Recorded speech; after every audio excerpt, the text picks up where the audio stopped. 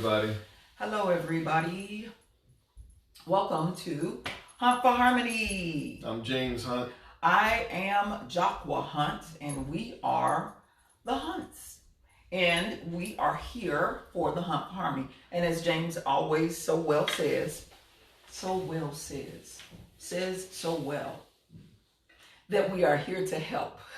We have been married for 26 years. We've been together for 30 something years. And we've gone through a lot. You don't make it through 30 years, 26 years of marriage by accident. It is very much on purpose. So we want to share our experiences, and we want to, do what we can to help others, because marriage is not for the weak. Marriage is, or as I say, marriage ain't for punks, because it really is not. And we want you to know that you're not the only ones going through something. So I hope that you have your spouse nearby and you guys are watching it together, because it's important that you do watch it together, because you're going to be trying to deal with this situation together. And having this information come from one or the other, it's received differently because it's coming from you. And it's tainted. And it's a little slant.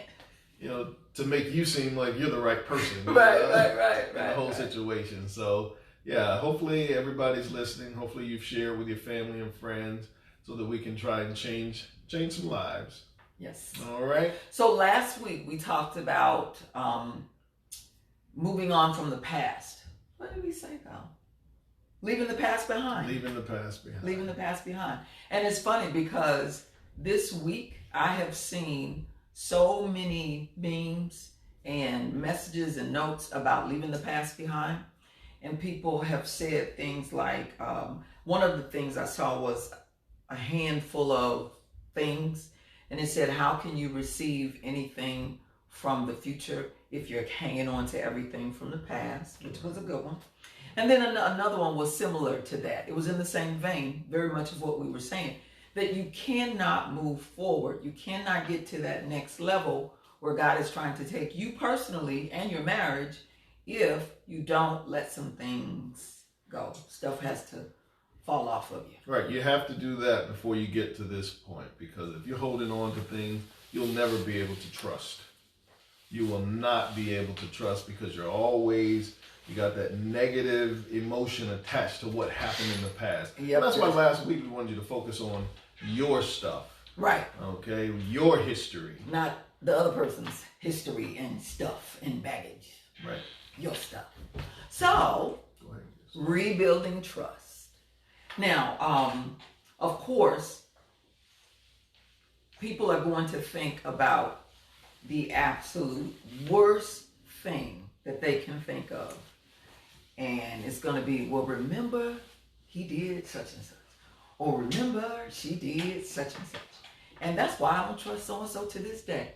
And I will say, of course, we're talking about married couples, but as a person who listens always tells us, I'm not married, and I get something from it all the time because it applies to all relationships. And that is true. It does apply to all relationships. But you feel like you cannot trust this person because of one misdeed. And on so many levels, that's not fair. So of course, what we do as humans, I think, is that we, just like we do with sin, we give it levels. So if someone tells you they're going to come and pick you up and then they don't, that's not so bad. But then they do it over and over and over and over again, and they establish themselves as being liars right. and not coming to pick you up. Then a trust is betrayed. And to me, that's pretty deep. It's pretty big. But then you think about infidelity. You think about inappropriate comments. You think about when they called you the B word, or the comment they made to their mother, or I heard what you said to your brother, or something like that. And you allow that one incident to cover and grow and last over years and years and years. And eventually you don't trust the person that you are spending your life with, which Yeah, that makes for a very unhappy marriage. and it doesn't make sense either. But it doesn't make sense. so I think probably the biggest thing is a lot of people are ready to move on. They're ready to rebuild trust, but they don't want to forgive yet because they haven't finished punishing the person. And that's big. So as long as you have not jumped through the right hoops and done the right things, I'm still mad. And I'm going to let you in about this much. But that's about it. But I would tell you this, I think the very first thing you have to do on either side is to own up to your wrongdoing. Own your mess. Own your mess. Because if you continue to deny or try to defend, that person is going to hold on to that distrust stronger. Mm-hmm. You know? And then let me say this too. And it could just be semantics. Because you might think that this betrayal is trivial, it's something small. But because of that person's history, Mm-hmm. they may think that's the same thing my daddy did. Or that's the same thing my mother did. Well, that's the same thing my ex-husband did. Right. Or my Or ex-wife my did. ex-wife did. You know? And I didn't trust them because I know what the outcome was, so I'm not going to trust you. And that's not fair. You can't do that.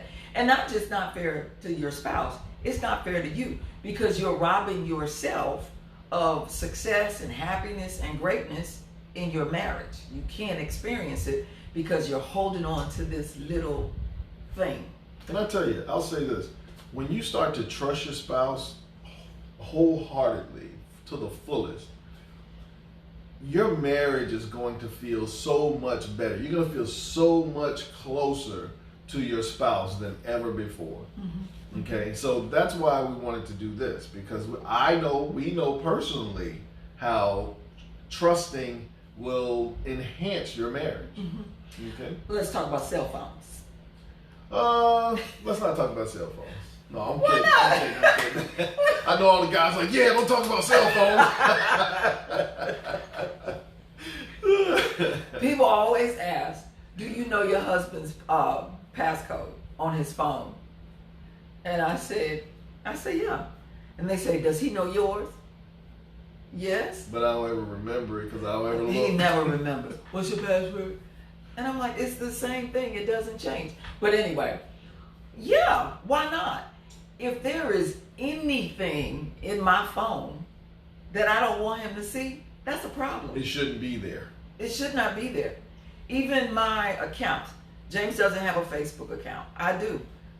Right now, my Facebook account is open on his phone. He's asking me stuff. Did so-and-so, who is this sending you a message? I don't know. Who is it? You're looking at it, read it. I don't care. Because whatever it is, I've probably mentioned it to him. Or even if I haven't, he's my husband. Right. And two, after you've done some things, and I'm talking specifically to the guys, after you have done some things to make your wife, not trust you. Mm-hmm. Yeah. And she deems you untrustworthy. Mm-hmm. You have to eliminate anything, Any suspicion. any type of suspicion, because the slightest thing is going to take her right back to not trusting you. Right.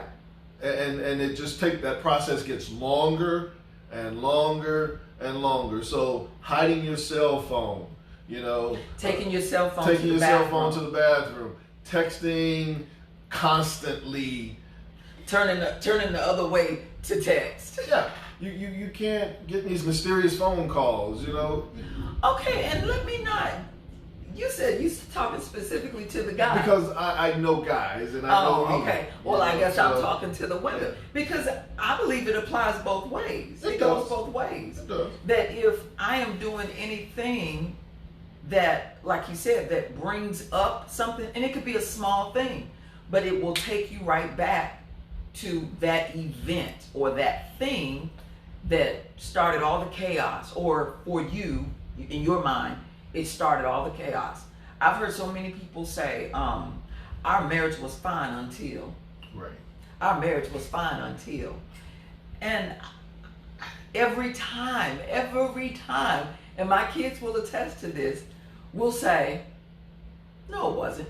You didn't get a divorce because you got home and your spouse, you found out one day that your spouse was doing XYZ. That it doesn't happen that way. It just doesn't happen that way. It usually, typically, is not back to one instance. Now, it may be a similar theme of something that has happened and continues to happen and happens over and over again. That's a thing, but it has happened more than once. There's a track record, there's a history. But it's not one thing that's tearing your marriage up. No. It's not one thing. It's usually a combination of things. It's a combination of things. Now, a bulk of trust in marriages distrust comes from lying and infidelity. Mm-hmm. Which is lying. Which is lying, and even if you didn't tell them, that's a lie of omission. Okay, so once those things have come out and you're working on, okay, I'm trying to get my spouse to forgive me. I'm sorry for what I've done. I've apologized like 100,000 times, but it just doesn't seem to work. Well, what you're saying is not going to change things. Right. It's how you act.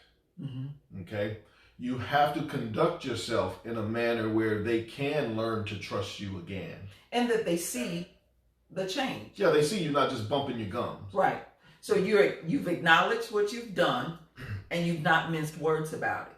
You didn't say, oh, that was an indiscretion. I mean, it might have been an indiscretion. And if you agree that it was an indiscretion, then describe it as that. That's fine. Because that opens the person who has been betrayed, that opens their heart to forgive, and it allows you to take responsibility for what they believe you have done. So if you've acknowledged it for whatever it is called, you've acknowledged it and you've owned it, then something has to change. Something has to be different. And it's the behavior. Now, the toughest part about this is that, I'm sorry, I apologize, and, they say, you're forgiven. You're forgiven. I forgive you. I forgive you. But that behavior toward me doesn't change. Right. Okay? That's where it gets frustrating, because you can go on, and I've been in a situation in my marriage, and I've apologized, and I'm sorry, and I expect things to start getting better, like the next day. It doesn't happen like that. So you're gonna have to have a lot of patience and understanding to know that you've done something to hurt this person, and this person is not just going to forget it and life starts great the next day after you apologize. This thing can take weeks, months, years. Yeah. Years.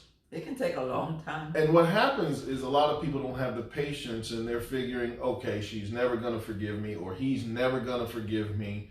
But if your behavior has changed and you continue to be consistent in how you operate and how you deal with your spouse, that spouse will see that you have changed. Right. And just like that, things will change. Right. It goes back to the old saying, actions speak louder than words. You can say a whole bunch of stuff, but I can see more in your character and in your behavior. Something else just came to mind. Why don't you speak to them about holding on to it,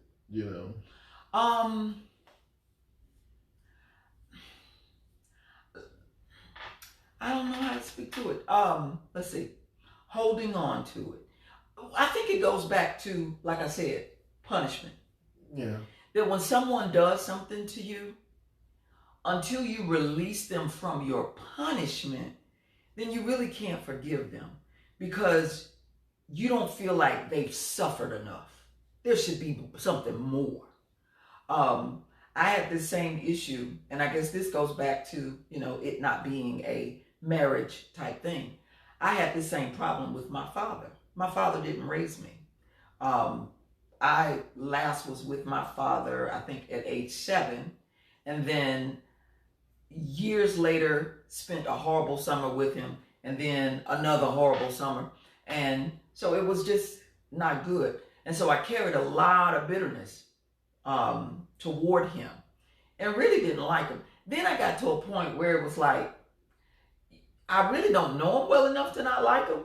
And I realized as I got older that I was basing my dislike on some things that I had heard as opposed to things that I had experienced. But then I experienced some stuff and I had my own dislike because he was not a good person. But anyway, there was a book that I was reading, which is an awesome book. It's called Love, No Strings Attached.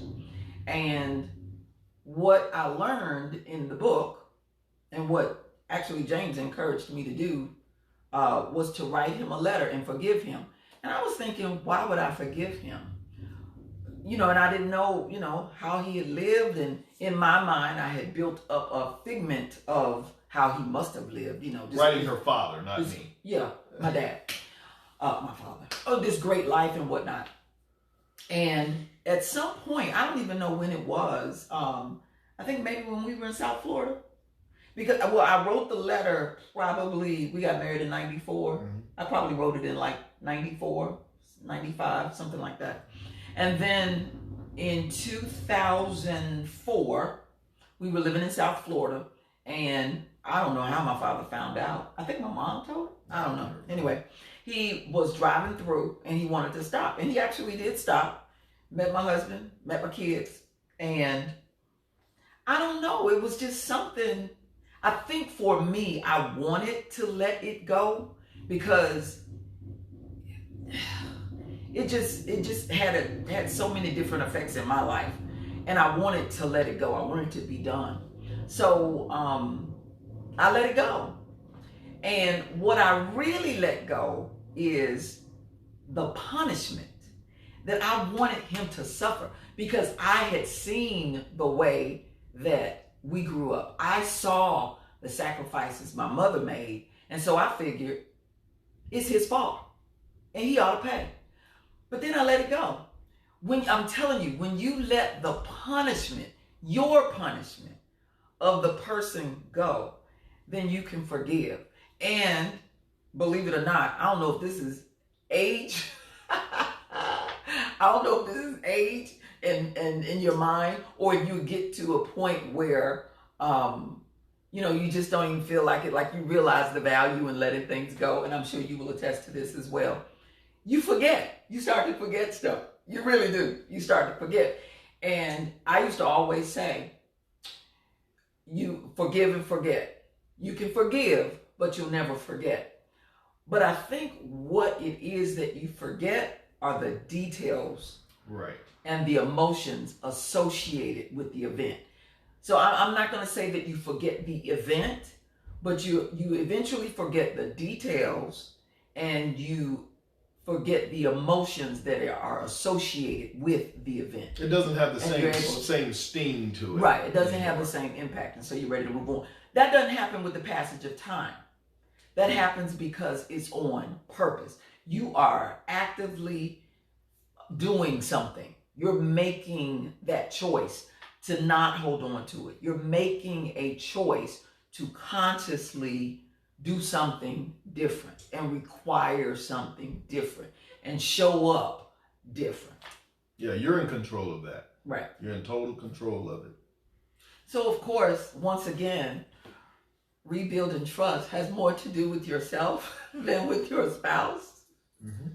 The one thing I will say, like you said, if you are the betraying spouse, and when I say betrayal, I'm not talking about a specific thing. It could be anything. There's been betrayal between us on both sides. Whatever caused. It's whatever has caused the dis-ease or the disruption, whatever that is. You have to own it. You have to take responsibility for it. You cannot sugarcoat it. You can't act like it wasn't as big a deal as it actually was. You have to own it. And unfortunately, that may come with embarrassment because you may have to share it with other people. You may have to share it with friends, family, things like that. I'm not saying run, go tell that. I'm saying that it may come with that. That depends on you. And that kind of leads me into what I was going to say here next about, this trust issue. We talk about what this person did, what that person did. How about, do we ever think that sometimes that the feeling that our spouse don't trust us, okay, that might just come from within you. Your spouse may not feel that way at all. And again, I'm speaking from experience, No, wait, let me follow you. That the distrust that I feel that you have. Oh, that you think that the other person doesn't trust you. Got it. Right. And that's just you thinking because of your insecurities. Prime example. I mean, I was the type of guy growing up young, I wasn't proud of who I was or what I was doing. And I felt like, maybe she doesn't trust me because I don't operate like this guy might operate. Or, you start comparing yourself to other people. Mm-hmm. And then you start developing, distrust towards your spouse because you think, okay, she's gonna try and hook up with that guy, or she might like that guy because he's this way and I'm not. So, and you're wondering, okay, where you going? Why are you talking to that dude? And that's coming from within. Yeah. So you have to be mindful that when you think your spouse doesn't trust you, that it's not you generating that, okay? Because your spouse may not feel that way at all. Mm-hmm. That can be dangerous. And that's why you always have to look at yourself. Ask yourself, what part do I play in it? How can I fix it? Mm-hmm. Okay? Is it truly them or is it me? Mm-hmm. And you have to be honest with yourself because, we're human. Right. We are human. I was listening to a pastor, a couple weeks ago, and he was in the Bible at Proverbs where he said that, and in Proverbs, I can't remember chapter 5 maybe, where it says, trust the Lord with all your heart and lean not unto your own understanding. Okay? Acknowledge him in all of your ways and he shall direct your path. That word trust jumped out at me. He was talking about it in regards to seeking counsel. Okay? So, and I thought about it. We're here, we're sharing with you, and no, we're not prophets or anything like that. We're sharing our experiences. And to some of you, what we say can and will have a positive effect on your marriage. What's got to happen is you can't lean unto your own understanding. Mm-hmm. Because what we say, you might be like, well, no, I can't, because that's not how it works. Yeah, that's not how it works. My husband wouldn't do that. Right, but you got to let that thinking go. Because if you don't let that thinking go, it will stop you from receiving any knowledge that you might need to help yourself. Mm-hmm. Okay, mm-hmm. So and that's trust in the Lord and allow him to straighten things out for you. Mm-hmm. Don't block him because it doesn't make sense to me. That just doesn't make sense to me. Or this is my favorite one. Of course, I'm being facetious. I'm not like that. I don't do that. I don't. That's not me. That's not you. Is divorce you? Is bad marriage you? Right. And it's the same as people giving their lives to Christ. You mean to tell me I can get on my knees and I can pray, ask God to come into my heart and guide me and forgive me for all my sins, and it's forgiven. That's it. Well, that just doesn't make sense. And that's why so many people won't give their lives to Christ, because it just doesn't make sense that it can happen that easily. But faith doesn't make sense. Faith does not make sense. And marriage kind of doesn't make sense. What would you say?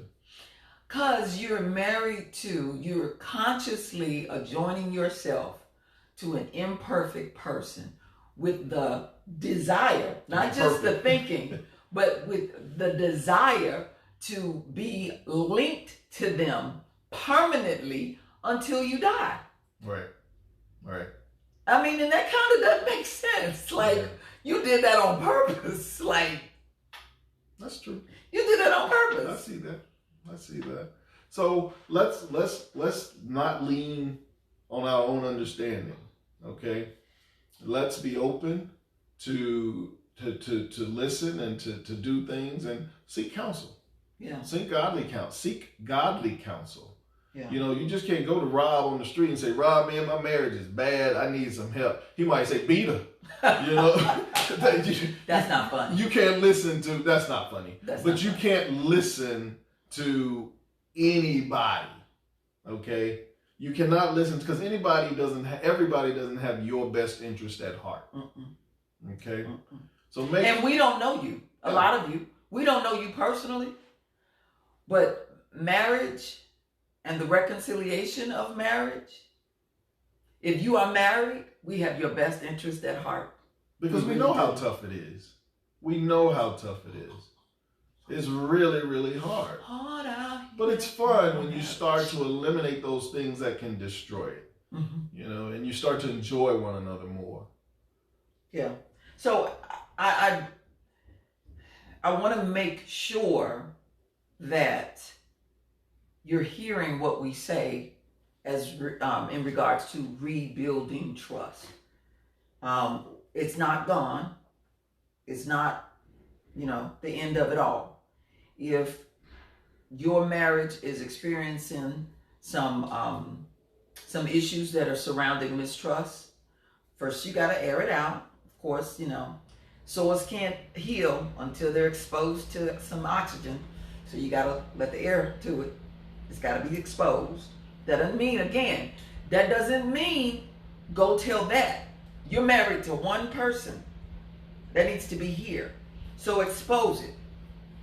Number 2, whether you agree with the betrayal or not. If your spouse believes that he or she was betrayed, then you need to find a way to own that. You guys need to talk about it, and you need to find a way to own that. Once you have owned it, then whoever the betraying person is, whatever you did, you need to make a conscious effort to make some changes. And to the other person, don't shut down when they say to you, what can I do? Which I hate when people ask me, what can I do? Because again, it goes back to what I've said before, that you kind of feel like, you should know what to do. Do the opposite of what you did. But it's going to look different to different people. So if I expect that if you're doing this, this, and this, then I'm going to see this, this, and this. And that may be what you need to say to your spouse, because they can't read your mind.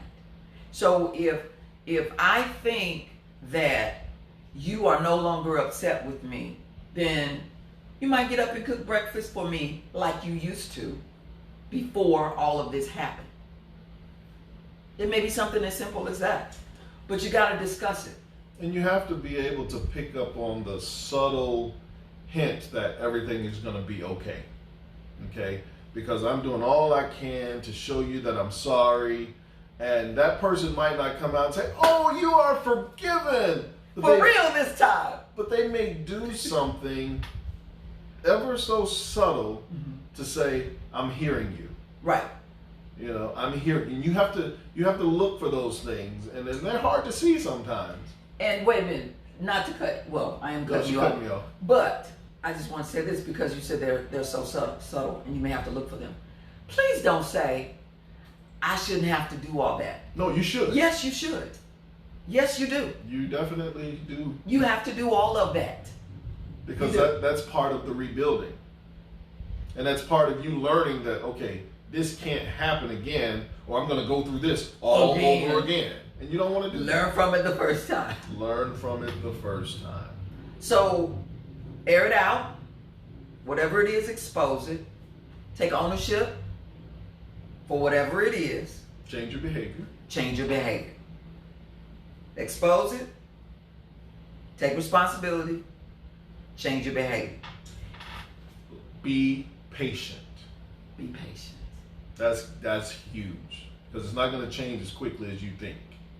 Be patient. And be mindful that, you know, a year afterwards, things could be going great. Something on TV or on the radio might trigger that thought about what you did to cause me not to trust you. Okay? And prayerfully, that they will not allow that to affect them in the future, but it happens. And you have to be able to identify, say, hey, that probably bothered you a little bit, I'm sure. And or ask. Or ask. Don't assume. Yeah, you can ask. And now you can't ask. Ask. And you can talk about it, you know, and talk about it. And then he or she might say, yeah, that kind of took me back a little bit. But then you continue that behavior that you need to make sure they know that it's not going to happen again. That's not who you are anymore. Right. Okay? So, I hope that some of you, many of you, shared with your spouses last week. Right. Because that's what James had asked that you guys do. He challenged you to share something with your spouse that you had not shared before. So I hope that you did that. And if you did, I know it was tough. And I hope that you have been able to work through it as the days have passed. If you have not, if you think you've hit a roadblock, please reach out. And if not to us, reach out to somebody. I mean, you accepted his challenge, so hold him accountable to helping you through it. Right. Reach out to someone who is able to, give you some support in the right direction. Not to feed your ego, not to stroke your ego, not to give you a pep talk and make you think that Miss Fancy Pants or whatever. You're going to hear the truth. You want people You to tell want you someone the to tell you the truth. So seek out someone who will tell you the truth if you're struggling with that. And I challenge you to just continue to broach those subjects, whatever they are. Continue to expose them, own it, take responsibility for it, and change your behavior.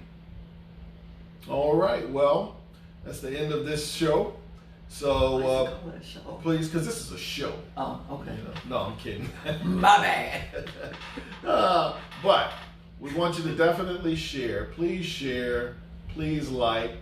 Please share. Please share and please like. Please we can't say that enough because we want others to be involved. And just because what we say may not benefit you at all, we know that there are some people out there who could definitely benefit from it, and you may know some of those people, so please share. And we do know some people. Oh yeah, we do. People are communicating with us, and I understand they don't want to post on Instagram or on Facebook. I mean, because it's personal information, and I get it.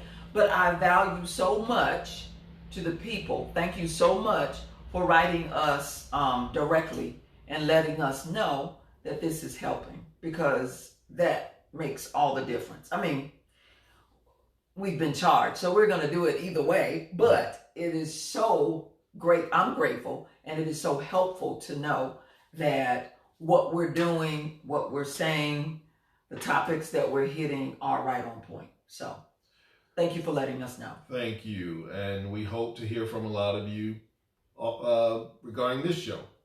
And next week, next Thursday night, 7:30, The Hunt for Harmony on Facebook and Instagram. Share, like. Share, like. And let's see next week who's the boss. How about that? Is there a question? No. Who's the boss? Who's the boss? That's what we're tackling next week. So hope everybody have a good night, and please stay in prayer for George Floyd's family and that whole movement, that we can kind of get a grip on changing how things are, being done in the Black community. It's relationships. And it starts with you guys. Relationships. All right. So have a great night. We'll see you next week.